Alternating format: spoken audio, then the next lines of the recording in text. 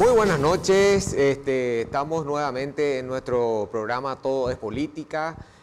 Hoy vamos a tocar unos temas bastante interesantes. Como ustedes saben, la semana siempre está muy apretada con una serie de eventos que nos ven obligados a irnos actualizando, a ir analizando permanentemente. Entonces nosotros vamos seleccionando las cuestiones más importantes para poder comentarles a ustedes, ¿verdad? Buenos días, buenas noches. Buenas noches, buenas noches. Muy buenas noches a la gran audiencia de Unión TV. Estamos en Todo es Política otra vez, otro domingo más. Otro domingo más. El primer domingo estuvimos desarrollando todo lo que es la actualización del conflicto de Medio Oriente y hoy vamos a tocar temas variados, como ser el tema migratorio, vamos a hablar de los famosos memorándum de entendimiento entre Estados Unidos y nosotros, vamos a hablar de lo que es el soberanismo y globalismo, vamos a hablar de la salida de Emiratos Árabes Unidos de la OPEP, otra gran consecuencia de la guerra en Irán y otros temas. Pero, ¿qué tal si nos introducís al primer tema? Sí, justamente estos temas parece mentira, pero siempre están correlacionados permanente. Todas estas cosas, justamente Dios habló del tema de la OPEP, el tema de la guerra de Irán, el tema de la guerra de Ucrania, los problemas que vamos a ver al final del programa de los problemas energéticos de Europa, etcétera. Y bueno, dentro de esa figura está una cuestión que justamente es algo que Donald Trump está combatiendo permanentemente, que es el soberanismo y el globalismo. ¿Qué se entiende por eso? Y son conceptos bastante importantes porque forman parte de del parlamento que se toca a nivel mundial cuando, por ejemplo, Trump habla de el cuestionamiento que le hace a Europa, por ejemplo, porque las principales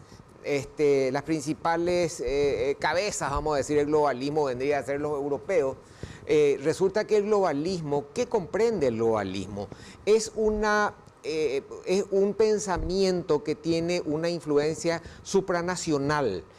Son pensamientos que tienden a unificar todas las ideas, el bienestar mundial y con una tendencia supranacional, por encima del Estado. Sin embargo, el soberanismo, que es el que sostiene, por ejemplo, Estados Unidos y obviamente sus aliados, enfoca desde el punto de vista de la independencia y la defensa de la soberanía y del bienestar de cada país por sí mismo, la defensa de la nación, de los conceptos de las costumbres de cada país y en consecuencia la defensa de la soberanía. Entonces, ellos, como digo, prácticamente es Estados Unidos el que encabeza esta tendencia o este movimiento ideológico. Bueno, detrás de eso entonces se van agrupando los diferentes países de acuerdo a su pensamiento, ¿verdad? Entonces, como digo, una de las cosas que, por ejemplo, Pete Hegseth, el ministro de Guerra de los Estados Unidos, por ejemplo, hace ya unos meses, pero siempre viene sosteniendo que Europa ya no es de confianza de los Estados Unidos, justamente por estas teorías que tiene de este globalismo, por ejemplo, el tema de la firma del Tratado de Mercosur, también ustedes, Mercosur con la Unión Europea, también tuvo sus problemas por el tema de fertilizantes, los impedimentos que tienen los agricultores europeos por el tema del cambio climático y las medidas que exige la Europa, una serie de medidas preventivas. Por ejemplo, la deforestación, el tema de los insecticidas, etcétera. Y bueno, una serie de cosas que forma parte de toda esta estructura globalista que, como les digo, choca un poco, impacta un poco con esa teoría soberanista, ¿verdad? Digo, claro, que es algo que es una fuente de problemas, claro, permanente. Es muy importante lo que decías, porque para contextualizar a la audiencia, no se olviden que en geopolítica nosotros tenemos que ir siempre de lo general a lo particular, y eso es lo que vamos a ir haciendo. Y acá el doctor Sosa, cuando desarrolla y esboza lo que es el soberanismo y globalismo, fíjense, estamos en un momento histórico, estamos viviendo tiempo histórico, un cambio de era geopolítica. El movimiento de las capas tectónicas está al rojo vivo y, como diría Bersinski en su libro El Gran Tablero, las fuerzas, las potencias se están reacomodando. Y esto forma parte de este reacomodo de fuerza que cada cierto tiempo se vive en el mundo. Y esa justamente es la geopolítica, es la interacción de los países, de las potencias con sus intereses. Acá siempre hay intereses que van, intereses que vienen. ¿Y qué está sucediendo? Como bien explicaba acá el doctor Sosa, hoy en día ya no se hablan de las categorías intelectuales antes, que son capitalismo y comunismo, sino que es este soberanismo y lo que es el globalismo. Y el presidente Trump, que yo le llamo el Trump 2.0 en esta segunda legislatura, porque en la primera él no tuvo lo que tiene ahora, hasta ahora por lo menos, esperemos noviembre a ver qué tal, lo que es mayoría en ambas cámaras, tiene mayoría en la Corte y tiene el control total del Partido Republicano. Vale decir, él tiene ahora la fuerza, la impronta, el background y la experiencia política, porque antes se presentaba como un empresario, hoy ya tiene esa cintura política de manejar Washington y todo lo que implica la Casa Blanca. Entonces él instaló esto, que es la búsqueda y la conquista del soberanismo. ¿Por qué? Porque Estados Unidos, no se olviden que, ¿qué pasa con Trump? Trump hace como un espejo con Ronald Reagan, fundando justamente esta idea. Y vamos a ir desarrollando esto más profundamente, pero ¿qué él sostiene? Él sostiene que los estados tienen que autorregularse, que no pueden existir organismos supranacionales. De ahí lo que vamos a ver más adelante, la estrategia de seguridad nacional, donde él dice, no, vuelven los estados-nación, nosotros tenemos que autorregularnos y no podemos permitir que potencias exógenas, por eso él confronta con el Foro Económico Mundial, que se desarrolla en Davos a principios de año, que siempre hablamos, y estuvimos hablando acá en las pantallas de La Unión TV, en el programa de Gustavo, en las mañanas de La Unión, siempre hablamos de ese choque que existe hoy en día, un binomio en el mundo, donde el globalismo, el globalismo está liderado, por ejemplo, por empresarios como BlackRock, que sabemos quién es el titular del BlackRock, ¿verdad? Luego están la banca Rothschild y hay otras potencias empresariales Bloomberg, que componen ese globalismo y que trazan políticas como por ejemplo la Agenda Verde, la famosa Green Deal, el Pacto Verde, y también promueven muchas ideologías, corrientes para embanderar a la ciudadanía, aturdir y buscar erosionar la fuerza de los estados. Y por eso es que Trump choca con la actual Unión Europea y le dice, no, ustedes son globalistas, ustedes responden al Foro Económico Mundial. Por eso él le ataca, tiene de repente rispideces con Ursula von der Leyen, la presidenta de la Comisión Europea. Y a su vez hay esa constante fricción. Y por eso lo que ocurrió hace un tiempo en Hungría fue muy importante, porque cae un bastión. La punta de lanza de Trump en Europa era Viktor Orbán, el anterior primer ministro. Hoy es Peter Magyar, el actual primer ministro, y es de una corriente pro-europeísta. Entonces está esa fricción. Y de ahí baja a todos los países, y el presidente Trump en Estados Unidos, con su grupo, con el equipo político, empieza a construir eso. Y por eso que hoy en día está en boga y se habla de hoy en día los soberanismos versus los globalismos. Claro, y ahí, digo, es importante, ya vos tocaste justamente el punto dentro del soberanismo y globalismo, ¿qué es lo que está haciendo Estados Unidos para posicionarse a nivel hemisférico? Porque eso es algo que con Diego hace años veníamos hablando, de la falta de... Estados Unidos resulta con el tema de Afganistán, el tema de Irak, el tema de la guerra en Oriente Medio, hace años, ¿verdad? No la de ahora. Descuidó bastante lo que es el hemisferio, América en sí, ¿verdad? Descuidó bastante y eso hizo que China y Rusia tengan una intervención directa. Ustedes saben que se posicionaron en Cuba, en Venezuela, en Colombia, ni qué decir con la ayuda que dieron a Evo Morales. Brasil también tiene una influencia muy importante. Se nota también que en Colombia, que justamente siempre decíamos que era un bastión importante de Estados Unidos en América del Sur, bueno, dentro de esa política, entonces lo que está haciendo Estados Unidos, que forma parte de su nueva doctrina de seguridad, es el hecho de posesionarse en América Latina e insular, vamos a decir, ¿verdad? Ustedes habrán escuchado a Marco Rubio hace cosa de un mes por ahí que directamente dijo que el hemisferio, que todo el hemisferio de América, toda América completa es de Estados Unidos. Ellos desarrollan el concepto de áreas de influencia. De áreas de influencia. Y sobre todo cubrir su patio trasero. Totalmente. Cubrir su patio trasero. Textualmente esos fueron los términos utilizados por el secretario de Estado de los Estados Unidos, Marco Rubio. Entonces ellos, ¿qué quieren hacer? Cubrir su retaguardia. Resulta que ellos tienen su frente hacia el este, ¿verdad? Vamos a decir, hacia Europa y más. Entonces lo que están queriendo cubrir es toda América, y dentro de esa política que está haciendo los Estados Unidos es que está haciendo diferentes acuerdos con diferentes países, y ahí es donde se explica este acuerdo migratorio que se firmó con Paraguay, porque tiene por objeto fundamental la protección hemisférica y la seguridad hemisférica de América, toda, ¿verdad? En ese sentido, por ejemplo, Estados Unidos sostiene que esa seguridad hemisférica se debe al flagelo permanente de las grandes bandas delincuenciales que se dedican especialmente al narcotráfico, a la trata de personas y al tráfico de armas. Eso produce un volumen muy importante de dinero, obviamente ustedes saben, el narcotráfico luego sí, ¿verdad?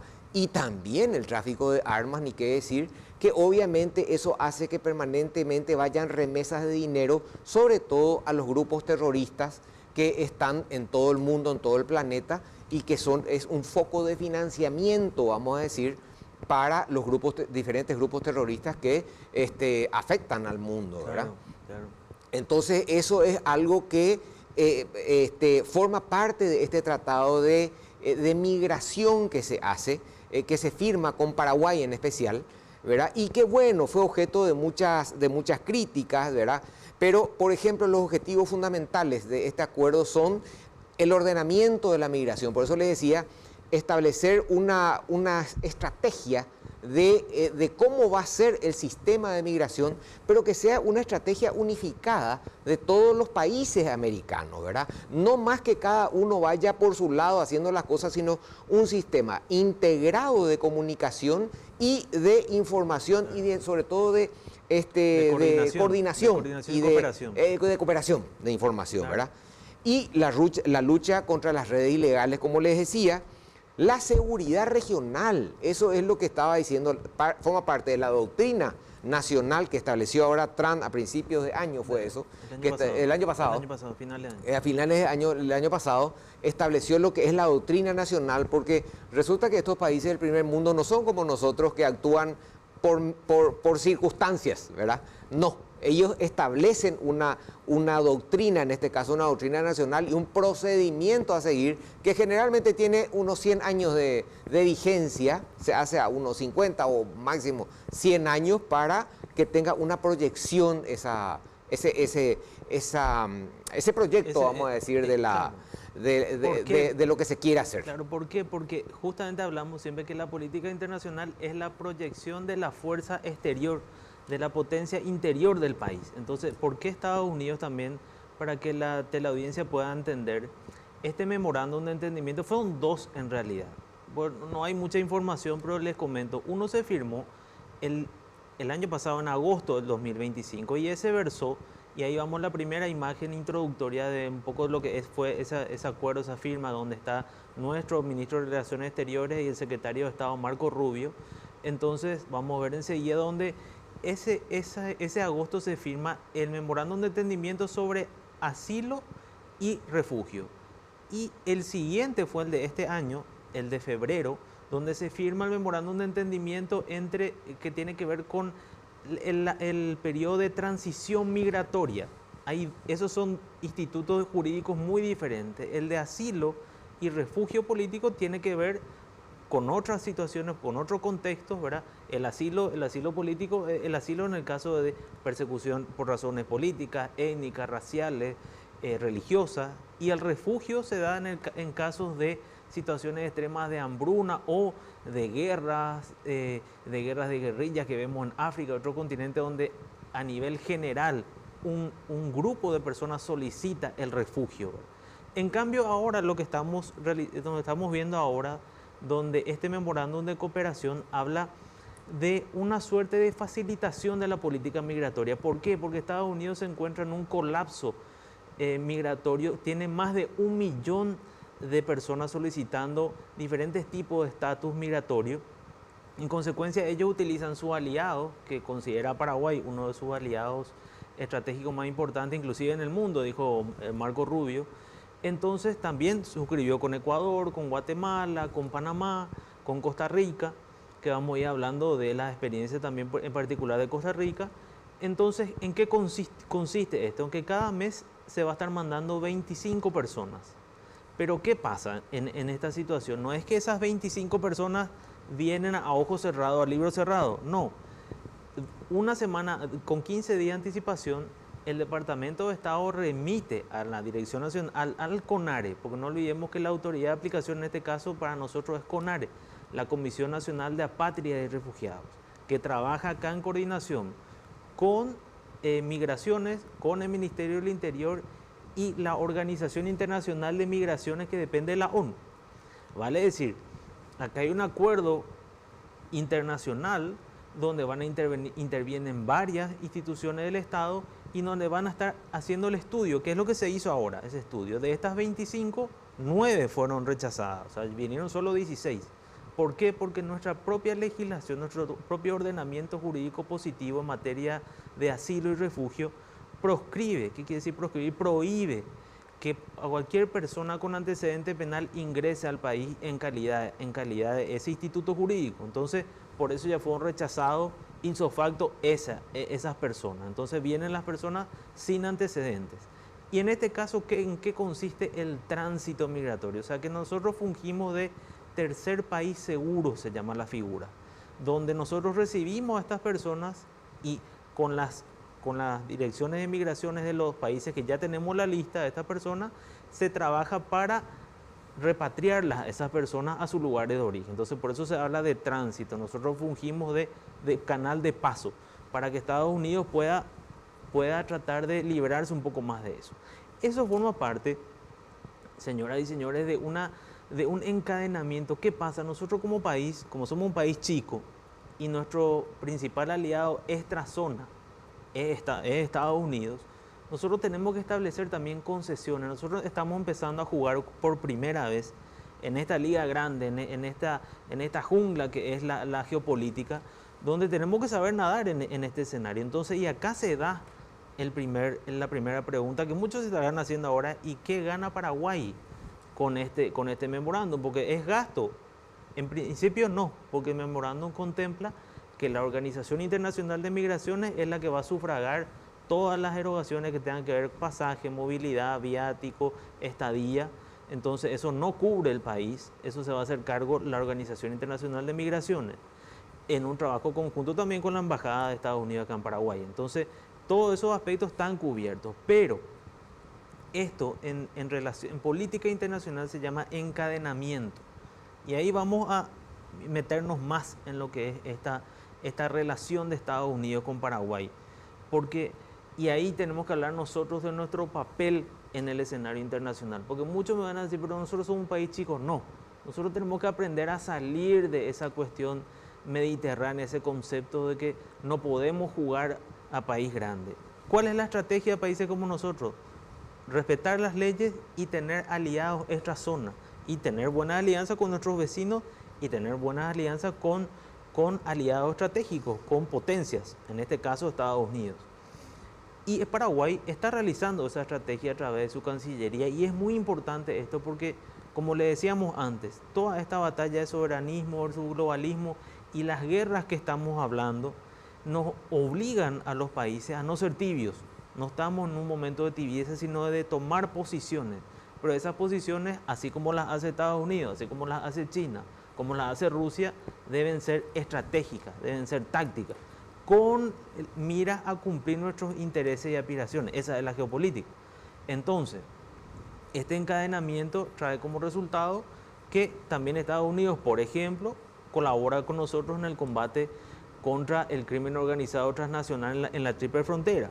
Ahí agencias que van a estar que están ya instaladas acá en lo que es Ciudad del Este de Estados Unidos para colaborar con Hezbollah, por ejemplo, que es un gran flagelo, el grupo terrorista Hezbollah libanés, ¿verdad? Entonces, todas esas cuestiones, narcotráfico, crimen organizado, también actualización y suministro de nuestra actividad castrense, con acuerdo de cooperación que también vimos, el acuerdo SOFA es uno de ellos, ¿verdad? Entonces ahí vemos ese encadenamiento. Pero fíjense en algo un poco más profundo, eso es con relación a nuestro prisma nacional.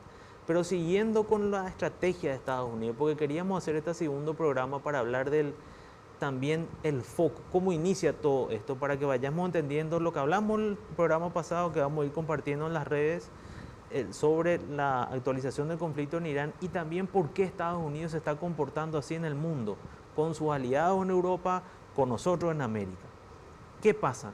Lo que acá el doctor Sosa explicó del globalismo y soberanismo también tiene que ver con lo que ellos blanquearon el año pasado, en diciembre del año pasado, noviembre, perdón, del año pasado.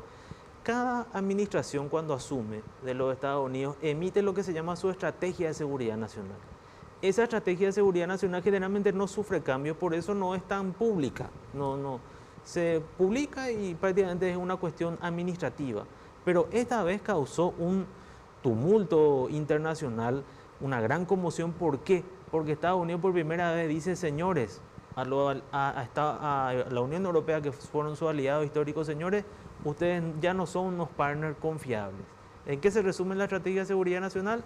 América para los americanos. Se vuelve a esa doctrina Monroe de 1823 y dice, no, Estados Unidos, como estuvo un poco distraída del 2001 con el combate al terrorismo y demás, entonces dicen, no, nosotros tenemos que volver a potenciar y establecer áreas de influencia.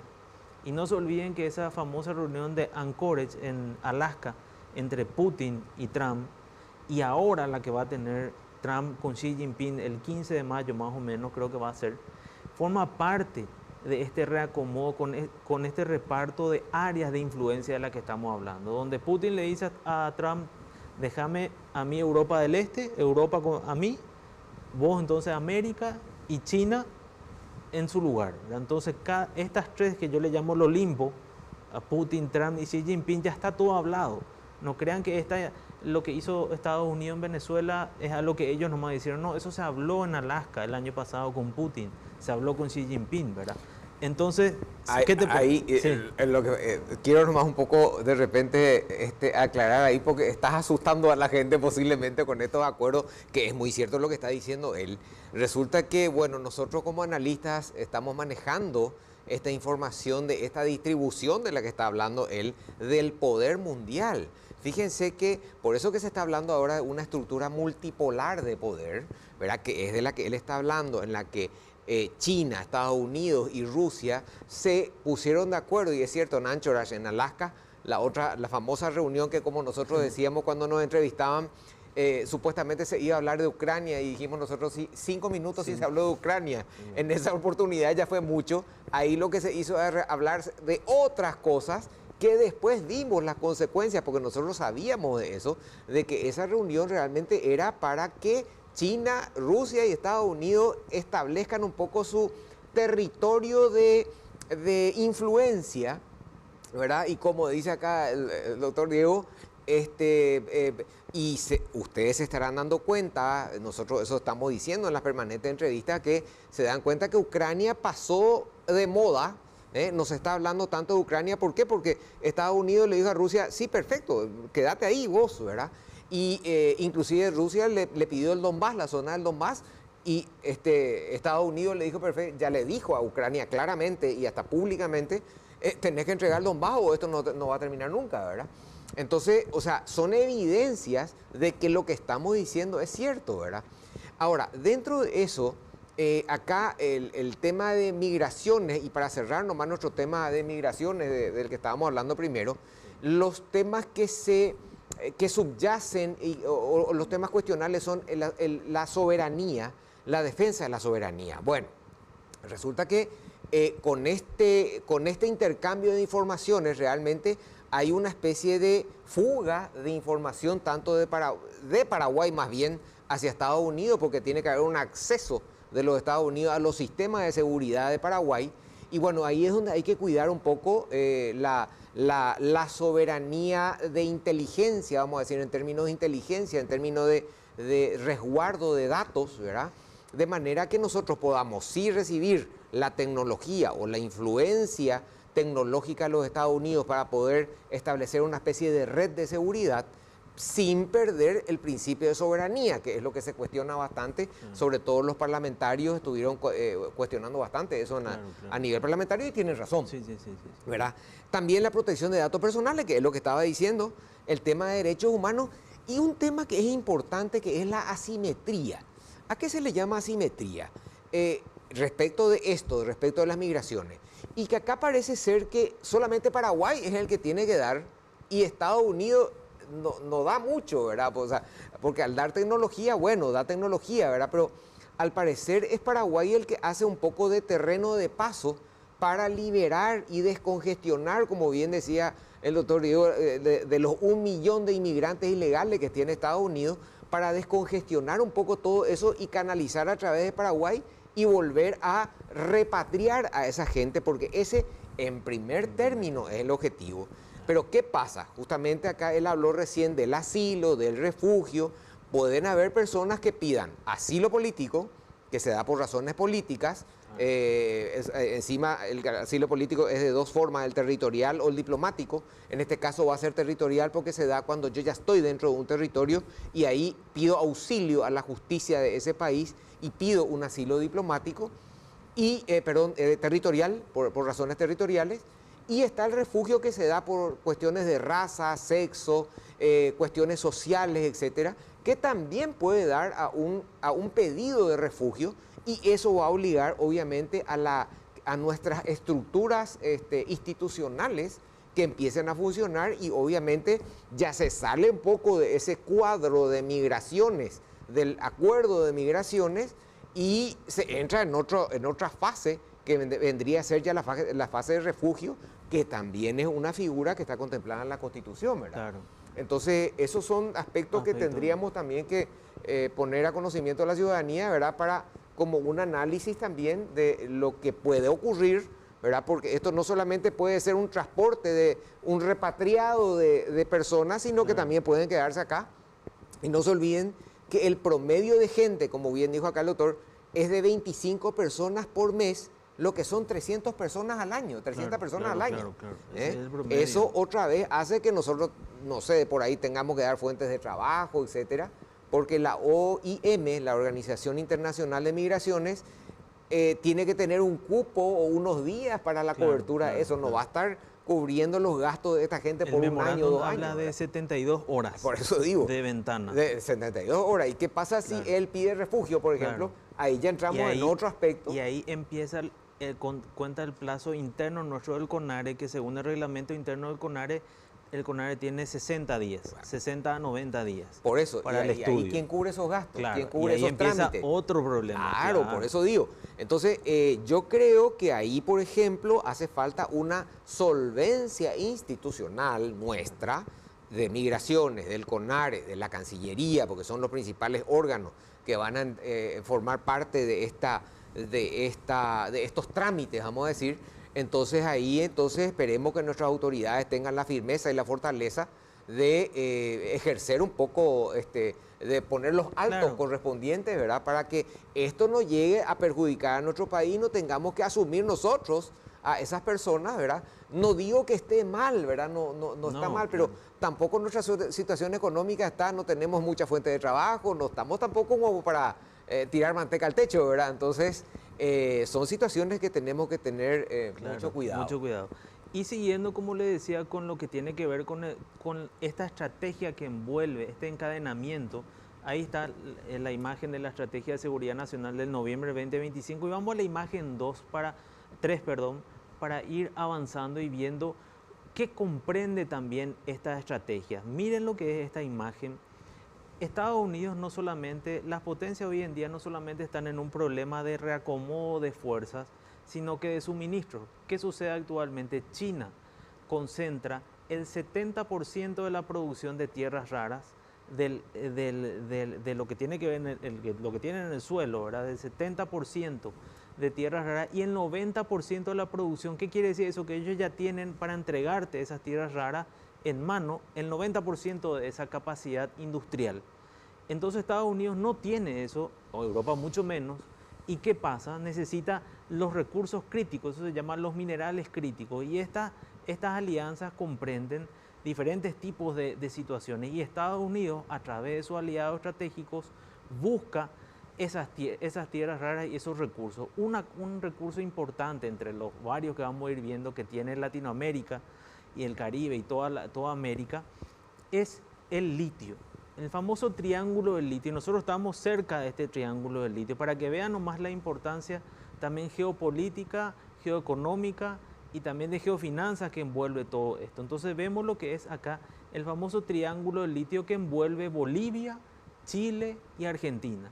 Fíjense, por ejemplo, lo que es en el caso de Bolivia, 21 millones de toneladas de reservas certificadas. Luego está Argentina, 19,3 millones de toneladas y luego Chile, 9,6 millones de toneladas.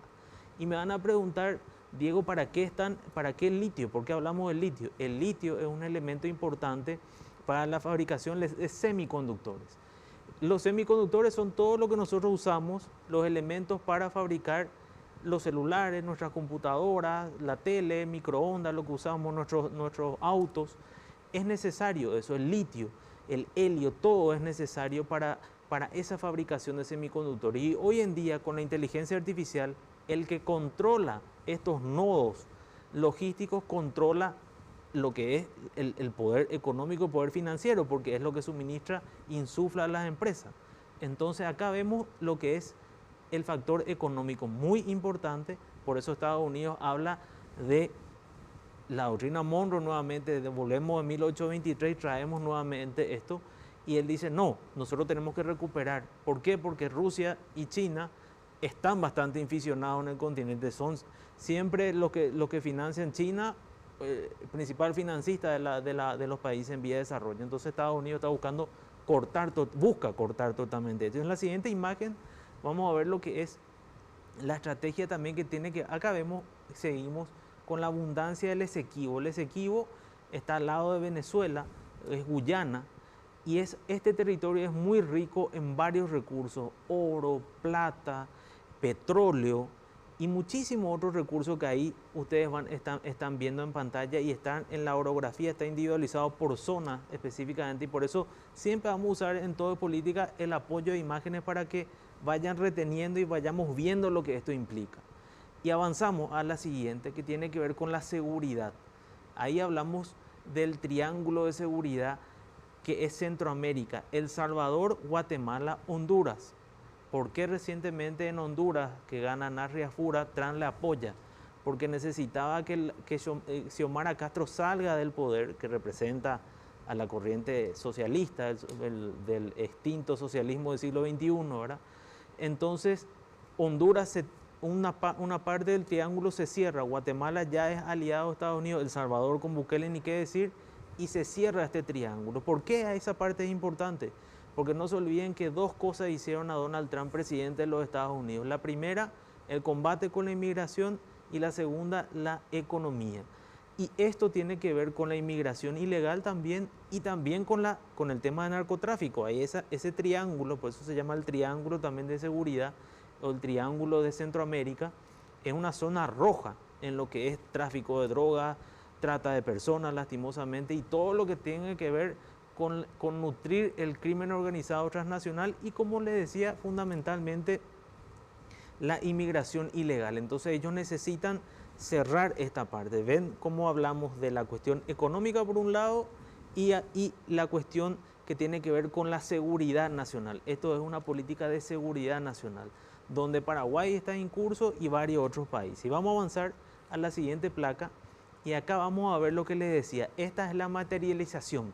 Acá ustedes pueden ver cómo en esta imagen se grafica esa estrategia de seguridad nacional en marcha. Acá vemos cómo en este año se hizo esta reunión famosa, la Cumbre de Escudo de las Américas, que ¿cuál fue el objetivo? Justamente es una alianza de cooperación y de seguridad regional. Estados Unidos, ahí vemos, está nuestro presidente Peña, presidente Bukele, está el presidente Noboa de Ecuador, Milei, entre otros países que componen Bolivia, Chile. Entonces todos estos componen este escudo de las Américas, que lo que quiere es blindar con los propios países latinoamericanos, también empoderar a los países de Latinoamérica en este sistema de seguridad regional, para blindar un poco de Hezbolá, que está afincado en Brasil, que está afincado en Bolivia.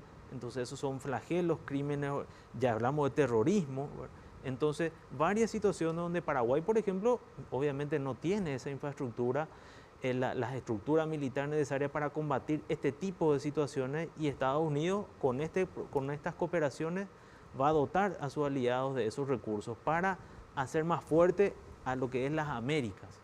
Entonces aquí vemos esta operatividad, cómo se operativiza, y ustedes ven cómo vamos bajando a tierra, ¿verdad? Toda esa estrategia de seguridad nacional en lo económico, en lo político, en lo militar, en lo cultural también, porque esto tiene que ver todo, es una cuestión, hay una integración en lo que tiene que ver con la cultura y el conectar con los países. Ahí también tenemos que destacar, Diego, el tema de las diferentes acciones que fue haciendo Estados Unidos, por ejemplo, en el Canal de Panamá, en la que desplazó el control que tenía China sobre el Canal de Panamá, que ella más o menos manejaba todo el tráfico de buques que pasan por el Canal de Panamá. Ustedes saben que en América tenés dos canales, nomás que sería el Canal de Panamá y el Estrecho de Magallanes, que está allá al sur de la Argentina, que ya es una zona muy fría, ya es una zona muy lejana inclusive, por el Canal de Panamá cortás en dos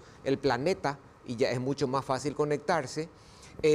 La toma de Caracas, ¿verdad? Eso no fue solamente por el tema Maduro, sino fue una cuestión geopolítica también, porque vieron que con eso se maneja el petróleo, también el tema de los minerales bastante riquísimos que maneja Venezuela. Y vos me nombraste el Esequibo, que era una cuestión que recordás que Maduro anexó el Esequibo, que forma parte de Guyana. Directamente Maduro anexó a su territorio, hizo el mapa de Venezuela ya anexando al Esequibo, claro, que es actualmente una zona donde están la mayoría de las empresas petroleras más grandes de los Estados Unidos, y que se descubrió que es una de las reservas de petróleo más importantes, claro, del mundo, la que se descubrió ahora en el Esequibo, además de oro, níquel y los minerales para los chips, claro, ¿verdad? Que son demasiado importantes. También, o sea, dense cuenta que todo es económico, o sea, los intereses estratégicos y geoestratégicos obviamente tienen un interés económico, y más todavía en el caso de los Estados Unidos, que no tiene una economía, está bastante mal, claro, Estados Unidos a nivel económico, y obviamente quiere restablecer su economía, que ahora está teniendo una importante y está insuflando bastante dinero, por ejemplo, con la venta de petróleo, sí, que le está vendiendo, sí, a China nomás luego. Imagínate, cerca de 1.600.000. Exactamente, claro, 1.600.000 barriles de petróleo por día. O sea, eso es, por ejemplo, un ingreso demasiado grande. Acá los principales ganadores para el sistema energético mundial son Rusia y Estados Unidos, ¿entienden? O sea, fíjense, o sea, hay un interés económico y una ganancia demasiado importante. Por ejemplo, ¿sabían ustedes que la venta de petróleo que está haciendo Venezuela ahora se va a un banco en Qatar, y el secretario del Tesoro, Scott Bessent, que es el secretario de Petróleo, tiene que autorizar personalmente para que la plata de Qatar, depositada por los compradores de petróleo de Venezuela, sea transferida a Venezuela, ¿verdad? O sea, y nuevamente controlada. O sea, fíjense, estos son los entretelones de la política internacional, que de repente no se comunica, eso no se sabe, claro, normalmente, ¿verdad? Y para que vean ustedes cómo se maneja, porque la idea era que China conecte a través de hablando de eso, en Perú, por ejemplo, hay un grave problema que está ocasionando China popular, China comunista, que hizo un puerto gigantesco, el puerto de Chancay, en la zona de Chancay, Perú, ¿verdad? Hizo un puerto gigantesco donde estaba queriendo que sea el enlace de China, porque ustedes saben que Perú, podemos decir que está frente a China, ¿verdad? Porque está el Océano Pacífico, ¿verdad? Y del otro lado está China. Entonces, ¿qué quería China? Hacer la ruta de la seda que venga directamente, cruzaba de un puerto chino a un puerto en América y transportaba, sabe Dios también, que cualquier cosa, ¿verdad? No solamente productos comerciales ni soja, por decir, o lo que sea, sino también, a propósito, facilitar su ruta de la seda, que iba a ser a través de América y también allá por el norte, y convertir el Perú en un puerto franco chino, ¿verdad? Que eso también está ahora, Estados Unidos creo que ya manejando ese tema, porque como les decíamos hace rato, se descuidó mucho América y obviamente Rusia y China tomaron posesión inmediatamente y son gobiernos que, como ustedes saben, no se destacan exactamente por ser los chicos buenos de la... Claro. De la... Y bien explicaba esto, porque este es como vamos viendo, el lado A, B de la historia. Siempre acabamos de dar una información objetiva y la teleaudiencia saca sus propias conclusiones. Eso es muy importante. El dar una información veraz y sobre todo equilibrada. Entonces vemos esta situación, está la situación como hablamos de China. China también desarrolla su proyecto de la franja y la ruta, no olvidemos la famosa ruta de la seda, que eso forma parte del puerto de Shanghái, forma parte, ¿por qué? Porque hablamos de nudos estratégicos, rutas estratégicas. También Estados Unidos busca con Argentina eso en lo que es la Patagonia, controlar la Patagonia también, establecer una base también ahí. China quiere lo mismo, que tiene un observador aeroespacial, no olvidemos, y ahí eso es lo que disgusta también a Estados Unidos. Entonces se dan cuenta cómo constantemente está en pugna esta cuestión geopolítica que tenemos que aprender nosotros también acá en Paraguay a identificar. No es solamente lo que pasa a nivel nacional, sino que cómo van jugando. A la hora de leer una información internacional hay que pensar primero quién gana, quién se beneficia, establecer un mapa de actores, por qué Estados Unidos está haciendo esto, qué intereses hay.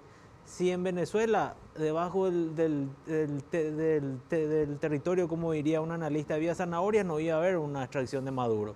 Entonces era el petróleo, hay intereses. Hoy en día las guerras son por cuestiones geofinancieras. Y esto es geofinanzas puras, donde las potencias van jugando. Y China está desarrollando, en silencio estuvo desarrollando todo este tiempo su política expansionista. Y entonces este es el resultado, muy importante. Entonces acá vemos cómo esto va en pugna y en el caso de las rutas marítimas, China lo que quería era cortar las rutas occidentales para evitar lo que Estados Unidos ahora está haciendo, cerrar el estrecho de Hormuz o algo así, o cualquier país aliado a la OTAN le cierre el paso en una eventual guerra que se pueda desarrollar. Entonces ellos tienen sus propios caminos que de paso le acorta, reduce costos. No olvidemos que ellos son como el mercado grande del mundo, entonces ellos establecen su propia ruta. Entonces acá vemos cómo el tablero se va ampliando. Entonces nosotros como Paraguay, la gran pregunta y que nosotros también como ciudadanos tenemos que hacernos, ¿qué papel cumplimos nosotros en esto? Y ir viendo todas estas movidas. Lo que pasa en Irán forma parte también de esta estrategia de seguridad nacional. Por algo también el presidente Trump mueve esa ficha. ¿Por qué? Porque ya tiene Venezuela, ya tiene acá Venezuela, principal productor de petróleo del mundo, porque tiene una reserva, de reserva del mundo, no productor, de reserva, porque la reserva que tiene Venezuela es gigantesca, es más grande que Arabia Saudita. Entonces, por eso está esta situación. ¿Para qué? Para controlar, como le decía, los recursos críticos. El que se hace con los recursos críticos tiene asegurado lo que es los semiconductores. Por eso Taiwán, por ejemplo, se le llama el escudo de silicio, porque ellos son los líderes. TSMC es la empresa líder en fabricación de semiconductores en el mundo, que tiene la capacidad de fabricar esos microchips de menos de 16 nanómetros, inclusive mucho menos, que requiere una complejidad y una tecnología muy, muy grande, que ahora se va a trasladar también a Estados Unidos, creo que a Texas era, a una empresa en Texas. Entonces TSMC va a ir ahí también.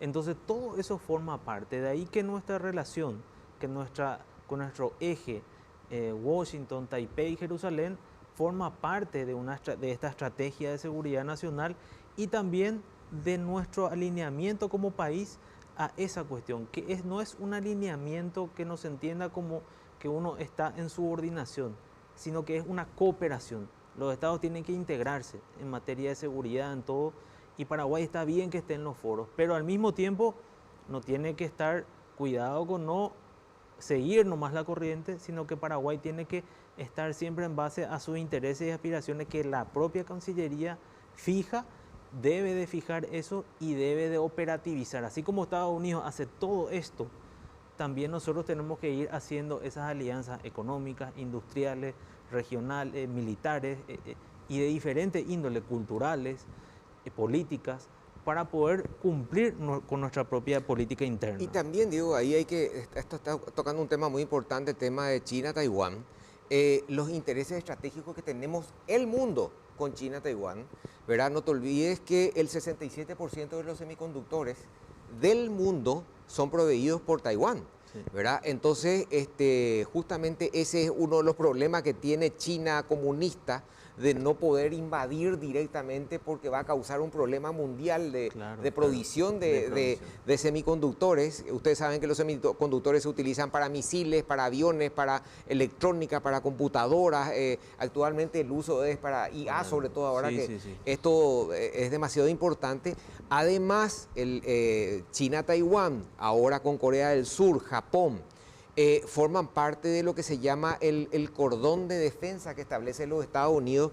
Es la última defensa de los Estados Unidos en la parte hacia el oeste, que se extiende desde las Filipinas hasta las Aleutianas en el norte, ¿verdad? Contra el avance de China continental, que se destaca por estar arrasando, presionando. Por ejemplo, en Filipinas está ocupando islas, ¿verdad? A nivel totalmente en forma ilegal, ¿verdad? Como ellos están acostumbrados. En el Mar Amarillo están tomando, están haciendo islas artificiales, están haciendo para poder tener derecho, claro, porque ustedes saben que por derecho marítimo, en la medida que vos tenés tierra, supuestamente hay una extensión de tierra anexa que vos tenés derecho a tener, ¿verdad? O sea, el avance de China continental, China comunista se llama, es bastante peligroso, y es un frente que Estados Unidos está cuidando mucho ahora para también protegerse. Por eso que está insistiendo con América completa y también en el Índico con este cordón que decía de defensa. Claro.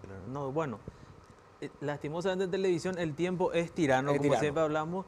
Bueno, este fue un programa más, nos hablamos bastante, teníamos otro preparado, otros temas que vamos a dejar para el próximo domingo, que tiene que ver con Medio Oriente, pero no se olviden de sintonizarnos siempre, de vernos siempre, todos los domingos en la Unión TV, de 21 a 22 horas, todo es política. Bueno, que tengan una excelente noche en familia y un excelente inicio de semana.